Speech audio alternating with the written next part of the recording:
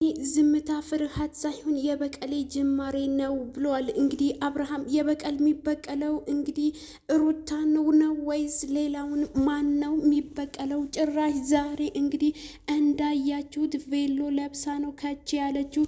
እሱ እንግዲህ ማች ለብሰው ነው የመጡት። እሷም ቬሎ ለብሳ ሊጋቡ አብረው ሊሆኑ እንግዲህ የበቀሌ ጅማሬ ነው ብሎ መጥተዋል።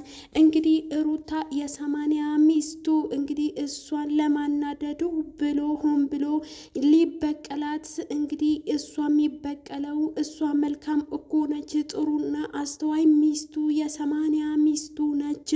እንግዲህ ከኋላ የመጣ አይን አውጣ እንደተባለው ቤተሰብ እንግዲህ እሷ መታ አይኑን እያየች ቬሎ ለብሳ ሊጋቡ ከች ብለዋል። እንግዲህ ትላንትና ያልመጡት የጠፉበት ምክንያት ይሄን ነው። እንግዲህ ሊጋቡ ሰበር ዜና ሊነግሩን ነው ማለት ነው። እኔ ይሄንን በጭራሽ አልጠበቅኩትም ነበረ። እኔ እንደውም ቤተሰብ አስታርቋቸው እኛን ሰርፕራይዝ ያደርጋሉ የሚል ሀሳብ ነበረኝ። እንግዲያውስ እኔ አልፈልግም፣ እሷን ሩታን አልፈልግም፣ የ80 ሚስቴን ቀድጃለሁኝ ብሎ እንግዲህ እቺን ሙሽሚት አምጥቶ ሊጋቡ ቬሎ ለብሰው መጥተዋል።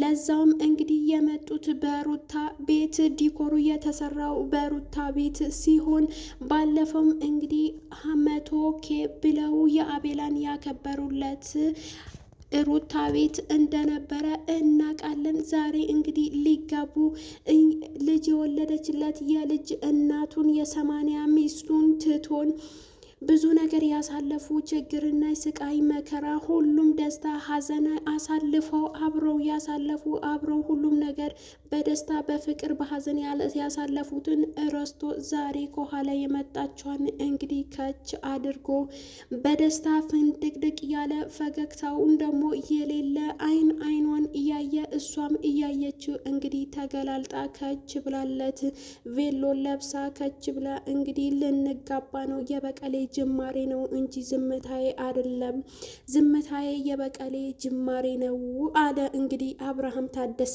በጣም ያሳዝናል እውነት ለመናገር እኔ በጣም አዝኛለሁ። እውነት እኔ ከሩታ ጋር ይታረቃሉ የሚል ሀሳብ እንጂ ከዚች ውሽሚት ከዚች ወራዳ አንድ ላይ ይሆናሉ ወይም አብሮ ይሆናሉ ብዬ በፍጹም አላሰብኩም ነበር። እንግዲህ የሚበቀለው በዙሪያው ያሉ ልጆች ወይስ የ80 ሚስቱን ነው የሚበቀለው? እንግዲህ እንዳያችሁት ጓደኞቹም ካላገባሃት አግባት እያሉት አግባት፣ ውለዱ፣ ክበዱ፣ ወናንተ ወግ ማረግ ማየት እንፈልጋለን ያሉ ጓደኞቹ እንግዲህ እንኳን ደስ አላችሁ፣ ይሄው ሊጋቡ ነው፣ ይሄው አብሮ ሊሆኑ ነው። በጣም ያሳዝናል እውነት ለመናገር እውነት ጓደኞቹ ባሉትን ያለመተማመን ውስጥ ገብቶ በራሱ ያለመተማመን ውስጥ ገብቶ ጓደኞቹ አርግ ያሉትን እያረገ እጅን ፍታት ሲሉት ይፈታታል፣ ያቺ ጋር ሂድ ሲሉት ይሄዳል፣ ሂድ ሲሉት ይሄዳል፣ ና ሲሉ ይመጣል። እንግዲህ መሄድ ነው መጓዝ ነው እንደ አህያ አለ።